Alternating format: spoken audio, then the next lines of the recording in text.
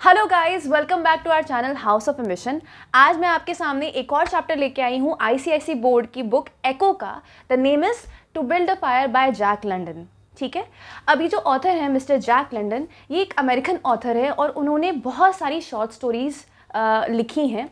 उनकी बहुत सारी शॉर्ट स्टोरीज़ में से एक शॉर्ट स्टोरी ये भी है टू बिल्ड अ फायर। ठीक है, अब ये जो कहानी है to build a fire which means आग जलाना। ठीक है, तो ये कहानी जो है, इसकी जो सेंट्रल थीम है वो कुछ ऐसी है जिसमें एक आदमी है जिसका नाम आपको पूरी स्टोरी में नहीं बताया जाएगा। एक आदमी है और वो किस तरह से नेचर के खिलाफ या ये नेचर के अगेंस्ट स्ट्रगल कर रहा है जस्ट टू सर्वाइव। ठीक है, अब इस सर्वाइवल की जंग में वो किस तरह से क्या क्या कोशिशें करता है और किस हद तक जाने के लिए तैयार हो जाता है, that is all which is has been told in this story. So let's get into our story. Okay, तो कहानी की शुरुआती इस तरह से बताई जाती है कि एक आदमी है और सुबह के क्या हो रहे हैं, सुबह के 9 बज रहे हैं और जगह कौन सी है, जगह का नाम है Yukon. Yukon basically if you look into the world map, it is a place in Canada, northern Canada. ठीक है, अब ये जो जगह है वो फ्रिजिड जोन में आती है, यानी नियर आर्कटिक। अब इतनी ज़्यादा ठंडी पड़ती है यहाँ पर, और यहाँ पर इतना भी होता है कि सुबह सुबह सूरज नहीं दिखता। सुबह तो होती है, यानी कि सन की रेस तो आ रही होती है, बट सूरज नहीं दिखता, विच मीन्स नो वार्मथ। यहाँ का टेम्परेचर कुछ ज़्यादा ही ठंडा है, इतना ठंडा है कि it is painful to be there. Fine, but even then this person is there, और उसी की कहानी यहाँ से स्टार्ट है। तो बताया जाता है कि सुबह के 9 बज रहे हैं और हमें ये नहीं बताया कि उस आदमी ने जर्नी ही उस टाइम से स्टार्ट करी थी, बट इतना पता है कि वो बहुत पहले से चल रहा है। वो आदमी है और वो कहाँ पर है, वो यूकॉन में है, जहाँ पर हर जगह पर बर्फ़ जमी हुई है। ठीक है, हर जगह बर्फ़ जमी हुई है, दूर दूर तक किसी और चीज़ का निशान नहीं है एक्सेप्ट द पाइन ट्रीज़। ठीक है, इस आदमी के साथ एक डॉग है, एक हस्की है, और इसमें क्या बताया जाता है, इस आदमी को कहाँ पर पहुँचना है, he has to reach to Henderson Creek. अब क्रीक जो शब्द है वो बार बार यूज़ किया गया है इस चैप्टर में। क्रीक का मतलब बेसिकली क्या होता है, एक नैरो सी नदी होती है, मतलब एक कोई पतली सी नदी है जिसको आपने बहुत बार देखा होगा फिल्मों में, like black waters and all. आपने अमेज़ॉन की जो फिल्म होती है जिनमें अमेज़ॉन का मेंशन करा जाता है, तो उसमें भी क्या होता है, एक पतली सी नदियाँ दिखाई जाती हैं। तो एक नदी है विच इज़ फ्रोज़न। ठीक है, अब ये आदमी है, इसे क्या करना है, ये अपने मन में सब कुछ कंटेम्पलेट कर रहा होता है, सोच रहा होता है कि मुझे पहुंचना है कहाँ पर, हेंडरसन क्रीक पे। हेंडरसन क्रीक पे क्या है, वहाँ पर ओल्ड कैंप है, यानी कि लोग वहाँ पर कैंप लगा के रुके हुए हैं। इसके दोस्त, यानी इसके साथ जो कोई आया होगा वहाँ पर, जो कोई वहाँ पर गया होगा, वो सब वहाँ पर ठहरे हुए हैं और इसको वहाँ पर पहुँचना है। तो ये अपनी जर्नी में चल रहा होता है। ठीक है, इसके बारे में चैप्टर में 2-3 लाइन ऊपर इंट्रोडक्शन में दिया जाता है कि जब ये अपने घर पे था तो इसे आगाह किया गया था कि वो जगह जो है वो बहुत ठंडी है। तो इसने वहाँ पर सोचा ठीक है ठंडी है, बट इसने क्या किया, इसने इस बात का अनुमान नहीं लगाया कि उस ठंडे का मतलब ये था कि that was painfully cold. Fine, तो जब इसको इस बात का अनुमान ही नहीं था तो इसने ऑलरेडी पहले से कोई तैयारी नहीं करी थी। कोई तैयारी नहीं करी थी, इसका मतलब ये क्या था, इसका मतलब ये था कि जितने मोटे कपड़े इसको पहनने चाहिए थे, जिस तरह से इसको अपने आप को कवर करना चाहिए था, उसने उसमें से कुछ भी नहीं किया था। और ये बस simple, not simple, even though इसके पास ईयर मफ्स थे, इसके पास मोकासन्स थे, इसके पास मिट्स थे, सब कुछ इसने पहना हुआ था, बट वो काफ़ी नहीं था उसको उस फ्रीजिंग कोल्ड यानी इस फ्रीजिंग जगह से बचाने के लिए।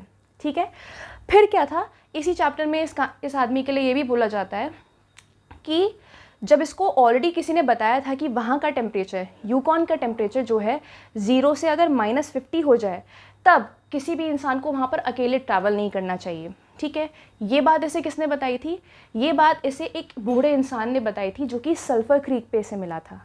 अब सल्फ़र क्रीक एक दूसरी क्रीक है, मतलब नदी, फ्रोज़न नदी है, वहाँ पर इसकी मुलाकात हुई होगी किसी इंसान से, तो उसने इसको आगाह किया था कि प्लीज़ डू नॉट ट्रैवल, और please do not travel alone if the temperature goes below 50 degrees.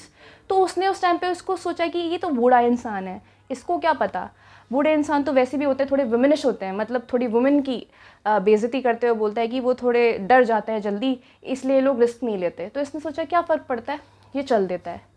अब इसके साथ जो डॉग है उसकी भी मेंटालिटी हमें एज अ रीडर बताई जा रही है, जहाँ पर ये दोनों एक दूसरे से कुछ बोल नहीं रहे हैं, बट इनके दिमाग में जो चल रहा है वही बातें हमें बताई जा रही हैं।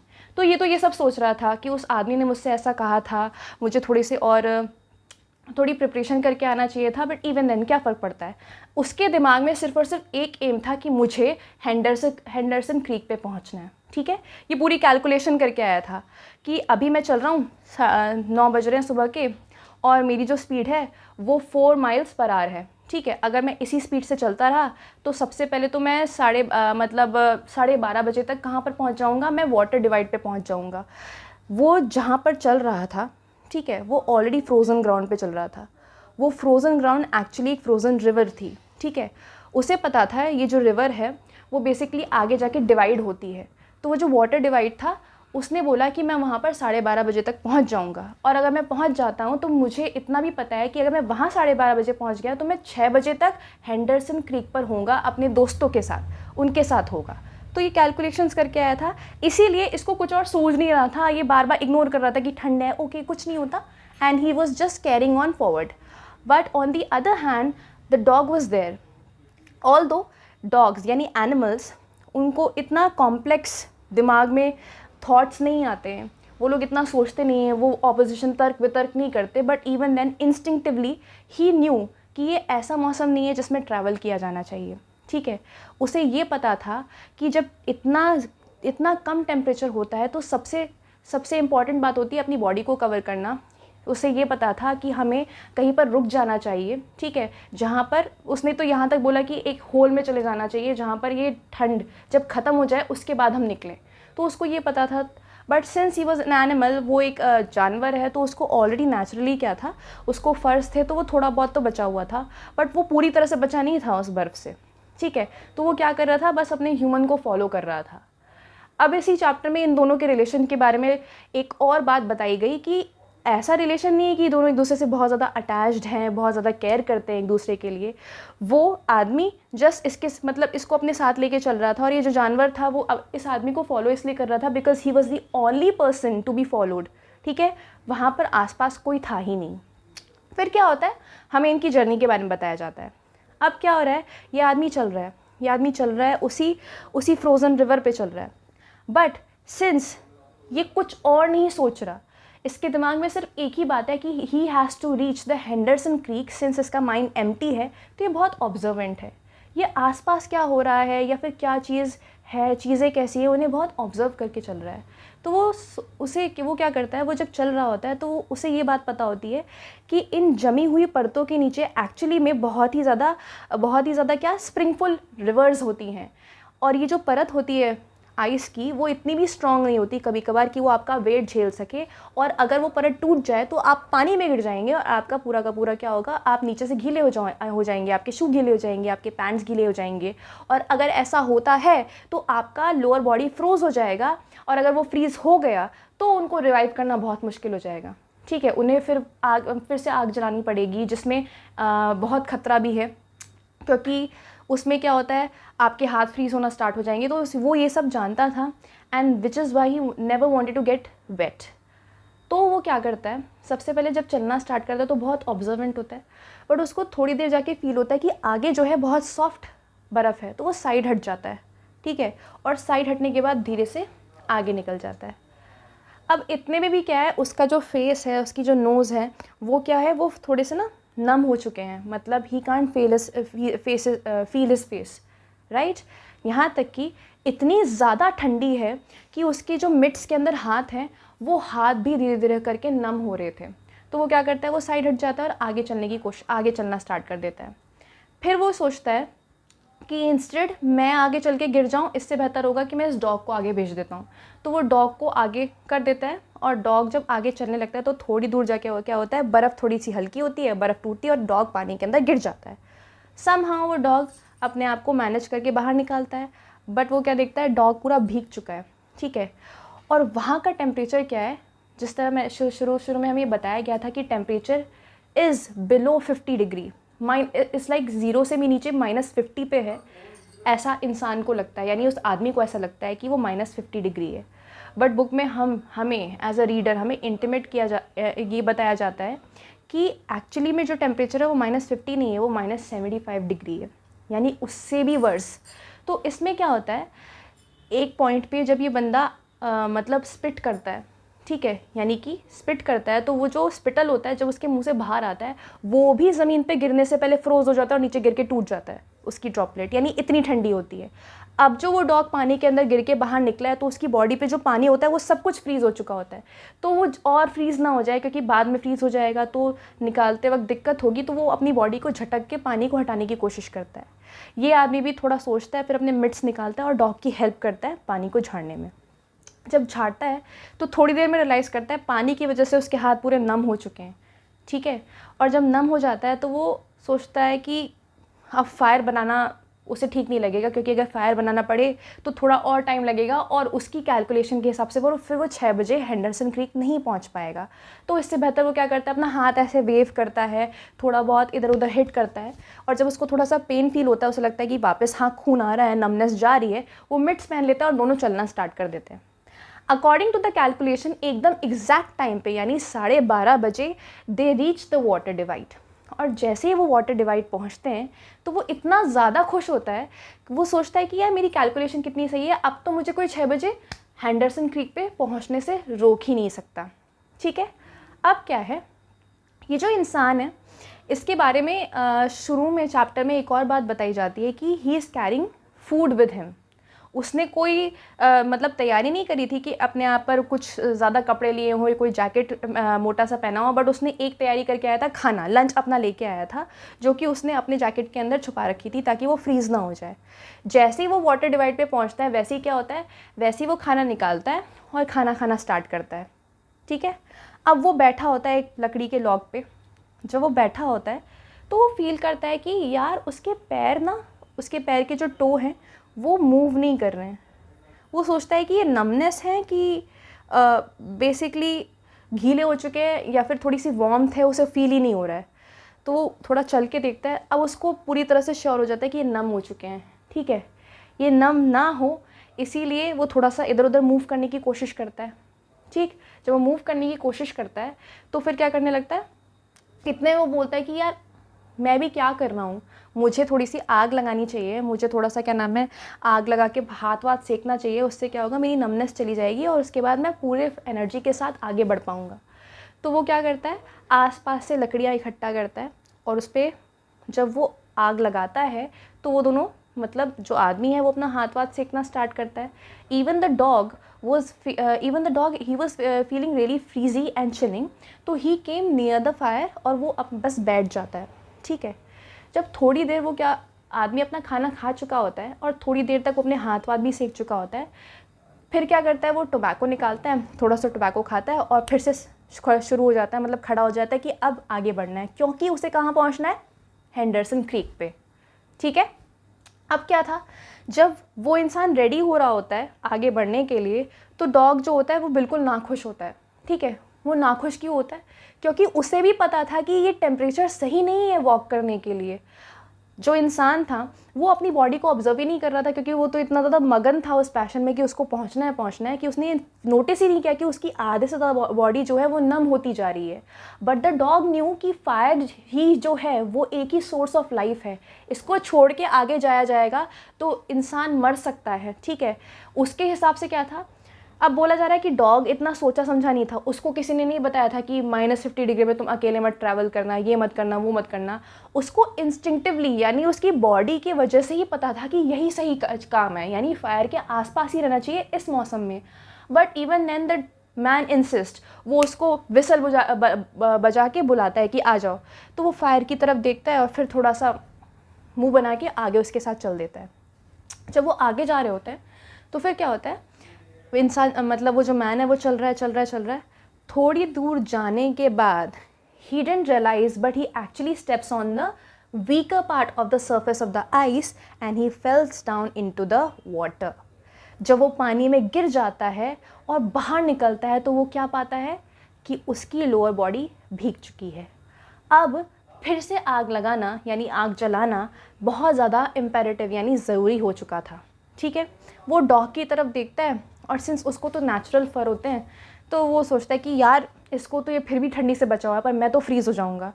तो जब वो बाहर निकलता है तो वो झटपटा के इधर उधर से क्या करता है, लकड़ी इकट्ठा करने की कोशिश करता है। आसपास पाइन का ट्री था, तो वो सोचता है कि एक काम करते हैं, इस पाइन ट्री के नीचे ही हम लकड़ी इकट्ठा कर देते हैं, ताकि अगर लकड़ी और तोड़नी पड़े तो मुझे दूर उठ के नहीं जाना पड़ेगा। सबसे पहले आग लगा लेता हूँ, उसके बाद अपने ये शू और अपनी पैंट को सुखा लूँगा। उसके बाद जब सूख जाएंगे और थोड़ी सी वार्मथ वापस आ जाएगी तो फिर से चलना स्टार्ट कर देंगे। बट इसी की दूसरी जगह उसकी साइकोलॉजी में बार बार ये बात आ रही है कि तुम फ्रीज़ हो रहे हो, ठीक है, तुम्हारी बॉडी के अंदर से जो है वो वार्मथ जा रही है, लाइफ जा रही है, और अगर ऐसा ही चलता रहा, ये जो नेचर है अपने ऊपर बना रहा तो तुम बच नहीं पाओगे, ठीक है। ये बार बार उसके दिमाग में बात आ रही होती है। बट जो इंसान होता है वो बोलता है, वो इस बात को पीछे रखता है और फिर भी अपना काम करना स्टार्ट करता है। वो अपना काम करना स्टार्ट करता है, उसके हाथ जो ऑलरेडी नम हो चुके हैं उनको फिर से थोड़ा सा वेव करता है, वेव करने के बाद इधर उधर हिट करता है, और हिट करने के बाद बहुत मुश्किल से वो लकड़ियाँ खींच के लेके आता है, क्योंकि उसके हाथ तो काम कर ही नहीं रहे, ठीक है। वो लकड़ियाँ खींच के लेके आता है और फिर वो आग लगाने की कोशिश करता है। जब वो आग लगाने की कोशिश करता है तो वो क्या करता है, अपनी जेब से मैच स्टिक निकालता है। बट सिंस उसके हाथ नम हैं, तो वो जैसे वो उन मैच स्टिक को पकड़ने की कोशिश करता है तो उसके हाथ इतने ज़्यादा शिवर कर रहे होते हैं कि सारी की सारी मैच स्टिक्स नीचे गिर जाती हैं। बट समहाउ वो क्या करता है, नीचे झुकता है, बहुत मुश्किल से अपने हाथों से उन मैच स्टिक्स को उठाने की कोशिश करता है, और जब उन मैच स्टिक को उठा के वो किसी बहुत ही मुश्किल से वो जब थोड़ी सी आग लगा के उस लकड़ी पर डालता है तो वो जलना स्टार्ट कर देती है। And now the fire is actually burning with strength, ठीक है, मतलब बहुत अच्छी आग लग चुकी होती है। तो वो हाथ सेक रहा होता है, सेकते सेकते सोचता है कि थोड़ी वार्मथ वापस आ जाए। इतने में क्या होता है, he never realised but actually उस फायर की वार्मथ से क्या होता है, पाइन ट्री की जो ब्रांचेस होती हैं ना, सिंस इतनी ज़्यादा बर्फ़बारी हुई होती है कि उन ब्रांचेस के ऊपर बहुत ज़्यादा बर्फ़ जमी होती है, और उस फायर की वार्मथ की वजह से वो बर्फ़ जो होती है वो पिघल जाती है, और ऐसा होता है कि एक बार में ही सारी की सारी बर्फ़ आके नीचे उस फायर पे गिर जाती है और फायर बुझ जाती है। अब वो होपलेस हो जाता है, ठीक है, ना तो उसके पैर सूखे थे, ना तो उसके हाथ की नमनेस गई थी, बट अब फायर का ज़रिया नहीं था, ठीक है। अब क्या करना था, दूसरी बार फिर से फायर लगानी थी। वो डॉग की तरफ से देखता है और देखता है कि जो डॉग है वो अपने आप को एकदम कर्ल करके बैठा हुआ है, अपने कानों के फ्लैप से उसने कान बंद कर रखे हैं। तो वो डॉग से बहुत चिढ़ जाता है और गुस्से में उस पर चिल्लाने लगता है कि तुम तो बहुत बचे हुए हो, ये वो, और करके वो आसपास फिर से लकड़ियाँ ढूंढना स्टार्ट करता है। लकड़ियाँ ढूंढता है, हरीडली सब कुछ करने की कोशिश करता है, फिर से आग जलाने की कोशिश करता है। उस आग जलाने की मशक्क़त में जब वो वापस से मैच स्टिक समहाउ जलाता है तो उसको हाथ ही फील नहीं हो रहे होते हैं, यहाँ तक कि जब उस मैच स्टिक के बर्निंग से जो फायर होती है वो पास पहुँच जाती है, उसकी खुद की स्किन जलने लगती है, तब उसको थोड़ा सा फील होता है। बट इवन देन जब तक नीचे फायर लग नहीं जाती तब तक वो उसे पकड़े रहता है एंड फाइनली उसे छोड़ देता है, ठीक है। थोड़ी सी आग जलती है तो वो आसपास से घास उठा के उसमें डालना स्टार्ट करता है। फिर से उसके दिमाग में बातें आने लगती है कि perhaps the old man was right. He was right when he said कि whenever the temperature is below -50 degree, a man should not travel alone in Yukon. ठीक है, उसे ये लग रहा था वो सही बोल रहा था, मुझे उनकी बात मान लेनी चाहिए। क्या ये एंड है, क्या इसी तरह से सब कुछ ख़त्म हो जाएगा, वो ये सोच रहा था, और उसके दिमाग में फीलिंग आ रही थी कि एंड होने वाला है। Now your whole body is getting numb, पूरी बॉडी तुम्हारी नम पड़ने वाली है। नम मतलब सुन होती जा रही है, और इस तरह सुन होती जा रही है, उसके दिमाग में आने लगता है। बट समहाउ फिर से वो उसको ब्रश असाइड, मतलब उसको अलग कर देता है। फिर वो सोचता है कि क्या अब नहीं, हाथ में सेक रहा हूँ। बट क्या होता है, वो जो फायर लगी होती है उसके साइड में शायद एक वेट प्लांट होता है जो कि आके उस फायर के ऊपर गिर जाता है। जो हमारे ये प्रोटैगनिस्ट हैं वो अपने हाथों से, नम यानी सुन हाथों से, उस पौधे को कहीं और फेंकने की कोशिश करते हैं। बट सिंस उसके हाथ इतने ज़्यादा शिवर कर रहे होते हैं कि वो पूरी की पूरी फायर को इधर उधर छितर देते हैं, और पूरी की पूरी फायर कहीं थोड़ी सी उधर कहीं थोड़ी सी इधर चली जाती है एंड पूरी की पूरी बंद हो जाती है। अब वो जो ब्लड था उनके अंदर कि मुझे एक तरह से, वो जो पैशन था कि मुझे किसी भी तरह से 6 बजे हेंडरसन क्रीक पहुंचना है, वो धीरे धीरे करके शांत होता जा रहा था, ठीक है। वो जो पैशन था, वो जो उनका खून, उनका बहुत वाइगर में था, बहुत एनर्जी थी, वो सारी की सारी स्टिल होती जा रही थी। क्यों? क्योंकि अब फायर नहीं थी। Fire is the symbol of life hair. अब लाइफ नहीं थी, ठीक है। बट फिर भी वो क्या करता है, अपने आप को वार्म रखने के लिए सोचता है कि मुझे भागना चाहिए, मैं भागना स्टार्ट करूँगा तो शायद वार्मथ आएगी। वो भागता है भागता है भागता है, थोड़ी सी दूर जाके वो फिर रुक जाता है और उसे दिमाग में ये आता है कि मैं इससे ज़्यादा भाग नहीं सकता, यहाँ तक कि मैं यहाँ से भाग के वहाँ नहीं पहुँच सकता, क्योंकि मैंने पहले भी ट्राई किया है इतना लंबा भागना और मैं गिरा हूँ हमेशा, इतनी स्ट्रेंथ मुझ में नहीं है। फिर उसको फिर से ओल्ड मैन की बात याद आती है, जिसने ये भी कहा था कि इंसान को अगर लगता है ना कि वो भाग भाग के नेचर के फोर्सेस को हटा देगा, उनके अगेंस्ट काम कर लेगा, तो वो सिर्फ सोचता है, ऐसा रियल में होगा नहीं। क्योंकि तुम थोड़ी देर भाग पाओगे और ज़्यादा भागोगे तो तुम्हारी बॉडी में कोई वार्मथ वापस नहीं आएगी, इंस्टेड तुम्हारी बॉडी और नम हो जाएगी। जब वो ऐसा सोचता है तो वो फिर रुक जाता है। एंड फाइनली फिर क्या होता है, जब वो बैठ जाता है तो एकदम से उसकी बॉडी काम होने लगती है, एकदम से उसकी बॉडी के अंदर कामनेस आ जाती है और वो बहुत ही शांत हो जाता है। फिर वो सोचता है कि यार ये जो जम के मरना है ये बुरा थोड़ी ना है, दुनिया में लोग और भी अलग अलग तरीक़ों से मरते हैं, ठीक है, मैं इस तरह से मर जाऊंगा तो शायद नॉर्मल ही होगा, कितनी पीसफुल डेथ है ये, ठीक है। फिर वो क्या करता है, बैठ जाता है। फिर वो बैठ जाता है तो आंखें बंद करता है। आंखें बंद करने के बाद वो सोचता है कि मैं वापस आया हूँ अपने दोस्तों के साथ और मैं क्या पाता हूँ कि मेरी बॉडी यहाँ पर पड़ी हुई है। फिर से वो सोचता है कि क्या मैं कमरे में हूँ उसी ओल्ड मैन के साथ जो जिससे वो सल्फर क्रीक पे मिला था, और उसे ये बता रहा हूँ कि हाँ आपने सही कहा था, ठीक है, कि a man should not travel जब टेम्परेचर बिलो 50 डिग्री हो, -50 डिग्री। और वो ऐसे ऐसे करते करते सो जाता है। और फिर क्या होता है, सुबह से रात हो जाती है। अब वो जो डॉग था जो बार बार ये इंस्टिंक्टिवली सोच रहा था, बॉडी को इस तरह से विगल कर रहा था, बीच में तो एक्चुअली क्या होता है, जब फायर ख़त्म हो जाती है ना, मतलब दूसरी बार भी फायर बुझ जाती है, तो मैन को ये आइडिया आता है, उसने पता नहीं कहीं पर देखा होगा, शायद उसने मैन वर्सेस वाइल्ड देखा होगा, कि किस तरह से जो इंसान है इतने ठंडे माहौल में जानवरों को मार के उनकी बॉडी में अंदर चले जाते थे, अपने आप को कवर करते थे ताकि वो वार्म रहे। तो उसने ये भी सोचा था उस आदमी ने कि इस डॉग को मार देगा। तो वो डॉग को पहले अपनी तरफ बुलाता है, तो डॉग को आभास हो जाता है कि नहीं यार ये कुछ गलत करने वाला है, डॉग उसके पास नहीं आता, ठीक है। फिर वो उसको और मतलब अथॉरिटेटिवली बुलाता है, तो डॉग समहाउ बहुत ही ज़्यादा डर के, ठीक है, बहुत ही ज़्यादा डर के उसके पास जाता है। जब वो उसके पास जाता है तो ये इंसान क्या करता है, ये उस डॉग को दोनों हाथों से पकड़ लेता है। जो डॉग है वो क्या नाम है, उसकी गिरफ्त से यानी उसके आर्म से अपने आप को फ्री करने की कोशिश कर रहा है, बट वो अपने आप को फ्री नहीं कर पाता। But on the other hand ये जो इंसान है वो भी डॉग को नहीं मार पा रहा है, क्योंकि उसके दोनों हाथ नम हो चुके हैं, ठीक है। ये पहले हो रहा था जब ये फायर से मतलब फायर बंद हो चुकी थी। तो फिर क्या होता है, थोड़ी देर की फ्यूटाइल कोशिश के बाद ये डॉग को छोड़ देता है और सोचता है कि ये भी नुस्खा काम नहीं आएगा। अब फाइनली क्या था, सुबह से रात हो चुकी थी और ये इंसान सो रहा था। वो जो डॉग था पहले तो इंसान को बहुत ही क्या नाम है बहुत ही ज़्यादा शांति से देख रहा होता है, बट बाद में आके इधर उधर घूमने लगता है इसके आसपास। फिर थोड़ी देर इसके पास जाके लेटता है तो इसको स्मेल आती है। किसकी स्मेल आती है, एक डेड बॉडी की स्मेल आती है। And he realises that the man has died. जब ये इंसान मर जाता है तो डॉग क्या करता है, मुड़ता और भाग के ये भी हेंडरसन क्रीक की तरफ जाने लगता है, कि वो सोचता है कि मुझे कोई और इंसान मिल जाएगा वहाँ पर।